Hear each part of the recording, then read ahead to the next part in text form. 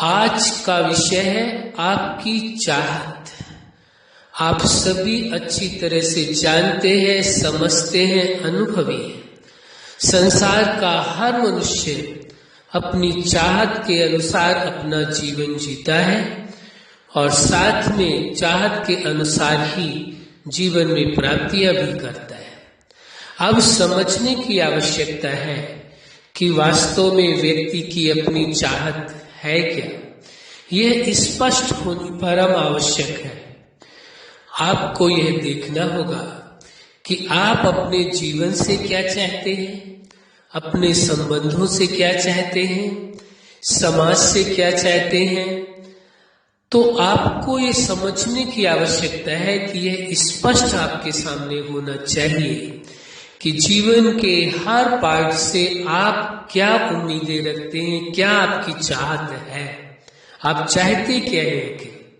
यदि ये स्पष्ट होगा तो आप अवश्य ही अपनी चाहत के अनुसार प्रयत्न करेंगे और समर्पण भाव से जब उस कार्य को करना प्रारंभ करेंगे तो सफलता अवश्य होगी। लेकिन पहले चाहत स्पष्ट होनी चाहिए और चाहत जो भी हो वो बहुत ही मजबूत होनी चाहिए। ऐसा नहीं हो कि थोड़ा समय आपने उस चाहत को पाने के लिए प्रयत्न किया लेकिन सफलता यदि पूरी नहीं मिली तो उस चाहत को ही छोड़ दिया, तो फिर क्या होता है, जो सफलता हासिल होनी चाहिए वह सफलता नहीं हासिल हो सकती है। लेकिन यदि आप यह निश्चित कर लेते हैं जो भी आपके जीवन की चाहत है उससे हर कंडीशन में आप पूरा करना चाहते हैं, इतना आपको अपनी चाहत पर भरोसा है कि आपको अवश्य वो चाहत अपनी पूरी करनी है, इसलिए आपको उसी अनुसार प्रयत्न करना होगा। जैसी आपकी चाहत होगी आपका दिमाग वही चीजें आपको सलाह देगा, वही समझ देगा, जिससे आप सहजता से मंजिल तक पहुंच सकेंगे। लेकिन चाहत में यदि कोई कमजोरी हुई कि मिल जाएगा तो ठीक है, नहीं मिलेगा तो भी ठीक है, ऐसी अवस्था में फिर दोनों ही बातें होती हैं। आप अपनी चाहत के अनुसार सफलता पा भी सकते हैं और नहीं भी पा सकते, क्योंकि दोनों ही बातें आपने सम्मिलित की है। ये आप पर निर्भर करता है जो आपकी चाहत है वो कितना आपने मजबूती से उस चाहत को आपने स्वीकार किया है और कितना आप चाहते हैं उस चाहत को, ये आवश्यक हो जाता है। तो जीवन के हर पार्ट में आपको अपने आप को देखना होगा कि क्या आप जीवन के इस पार्ट में क्या चाहते हैं। जैसे आपकी पर्सनल लाइफ है, अब देखिए आप पर्सनल लाइफ में आप क्या चाहते हैं।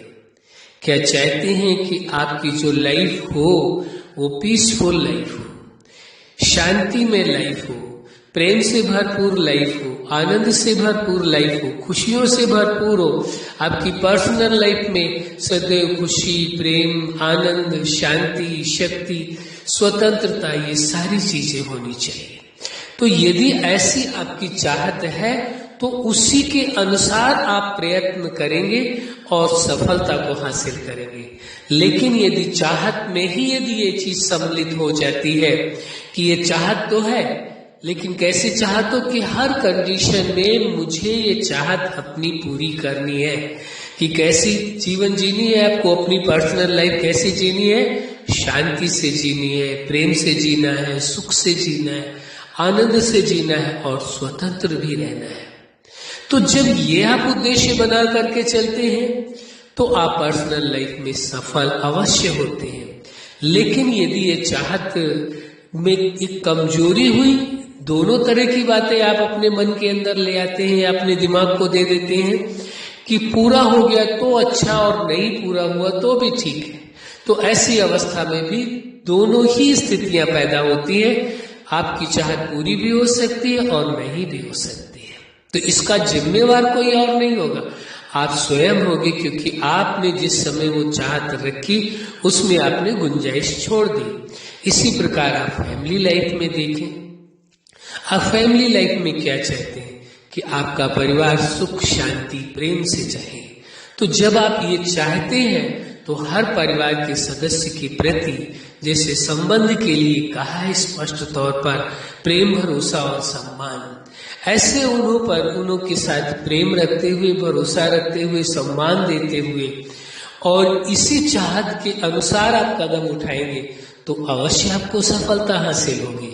इसके बाद आता है स्टूडेंट लाइफ। मान लीजिए आप स्टूडेंट लाइफ में हैं और यदि आप स्टूडेंट लाइफ में नहीं भी हैं, आपके बच्चे हैं वो स्टूडेंट लाइफ में है, तो वहां पर भी ये चीज आपको काम आएगी कि स्टूडेंट लाइफ में अपनी चाहत क्या है निश्चित तो कर ले, जिसे कहते हैं आप गोल आपने निर्धारित कर लिया अपना जीवन का कि पढ़ाई यहाँ तक करनी है, वो शुरुआत से ही करनी पड़ेगी।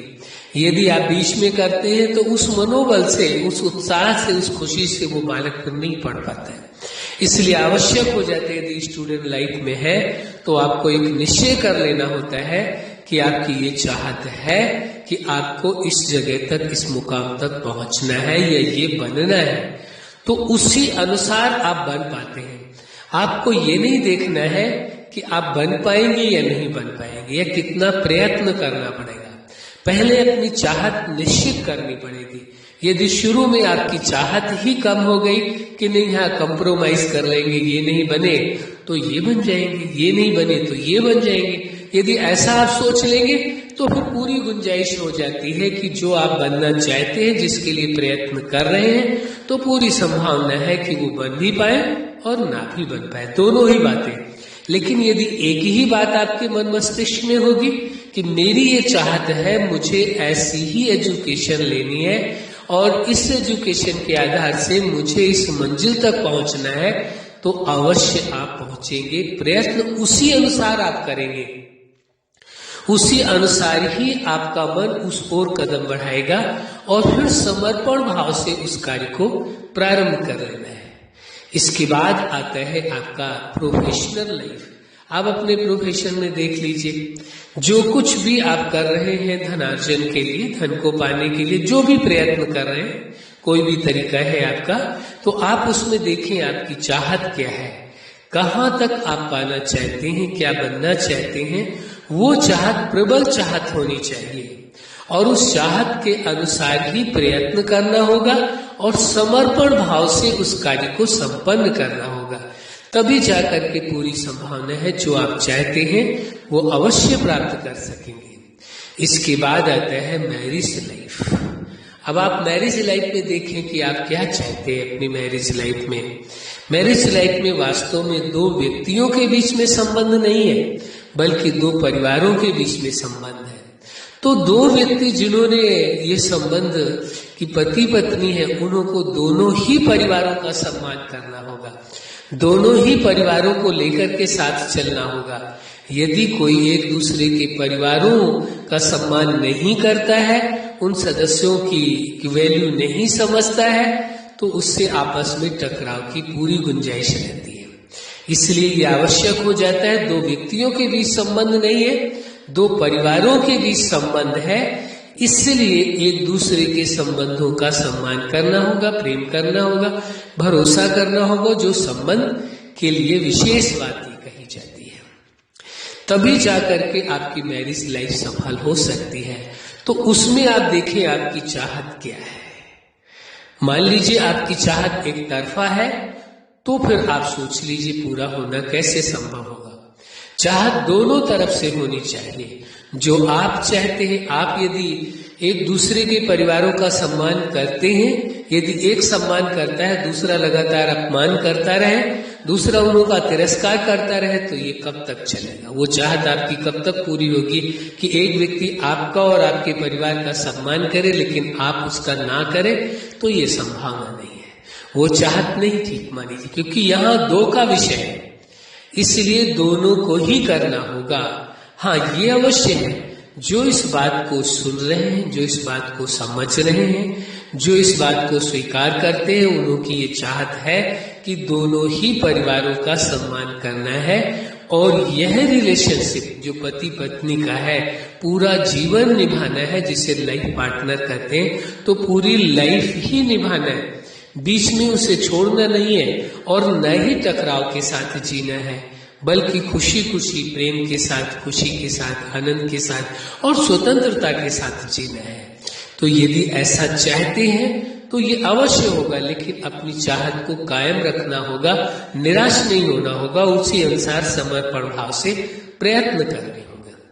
इसके बाद आता है सोशल लाइफ, आपका सामाजिक जीवन है। वहां आप देखिए आपकी चाहत क्या है, आपकी समाज के प्रति क्या चाहत है, कि आप समाज के लिए क्या बेहतर करना चाहते हैं। दूसरों से जो चाहत है उसके रखने के बजाय व्यक्ति को स्वयं कि मैं समाज को क्या दे सकता हूँ, समाज में मैं जी रहा हूँ, पल रहा हूँ, रह रहा हूँ, समाज से बहुत कुछ सीखा है तो उसे रिटर्न भी करना है, तो समाज को भी कुछ अच्छा हमें देना है।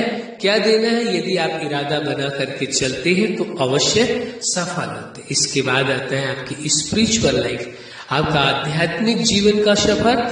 तो आप कैसे इस जीवन में, क्या आपकी चाहत है, क्या आप पाना चाहते हैं आध्यात्मिक जीवन में। मन की शांति चाहते हैं, सुख चाहते हैं, आनंद चाहते हैं, प्रेम चाहते हैं, उस सुप्रीम सत्ता से प्रेम चाहते हैं, उस सुप्रीम पावर से प्रेम चाहते हैं, शांति चाहते हैं, शक्ति चाहते हैं, क्या चाहते हैं, क्या अनुभूतियां करना चाहते हैं, वह स्पष्ट आपके सामने होना चाहिए और चाहत प्रबल होनी चाहिए। और उसी अनुसार आप समर्पण भाव से प्रयत्न करें, आपको सफलता अवश्य मिलेगी। इसके बाद नेचुरल लाइफ, स्वाभाविक जीवन। जब आप अपनी चाहत स्पष्ट रख करके इसी प्रकार चलते हैं तो एक स्वाभाविक जीवन होता है, वर्तमान में रह करके जीवन को जीते हैं। फिर सुपर लाइफ, जब इस प्रकार आप अपने जीवन को चलाते हैं तो कहा जाएगा आपकी साधारण लाइफ नहीं है, बल्कि आपकी लाइफ कैसी है, सुपर लाइफ है, विशेष लाइफ है। तो आज का जो विषय है आपकी चाहत, आपकी जीवन के हर पार्ट के प्रति आपकी चाहत स्पष्ट होनी चाहिए, ये आप चाहते हैं और उसी चाहत के अनुसार आपको तैयारी करनी होगी और उसी चाहत के अनुसार आपको समर्पण भाव से प्रयत्न करना होगा, कार्य करना होगा और ये मान करके चलना होगा कि सफलता आपको अवश्य मिलेगी, यानी आपकी चाहत अवश्य पूरी होगी, ये स्वीकार करके चलना होगा। जितना आप मजबूती के साथ, भरोसे के साथ आप अपनी चाहत को स्वीकार करके चलेंगे, आपको उस प्रतिशत में सफलता आपको अवश्य मिलेगी। यदि आप 100% आपकी चाहत है और उस पर भरोसा है, आपको अपनी चाहत पर भरोसा है और अपने आप पर भरोसा है कि आप अवश्य उस मंजिल तक पहुंचेंगे, तो अवश्य पहुंचेंगे, कोई रोक नहीं सकता है। अच्छा, आप अपने जीवन के हर लक्ष्य में, हर क्षेत्र में सफल रहे। आज का विषय है आपकी चाहत।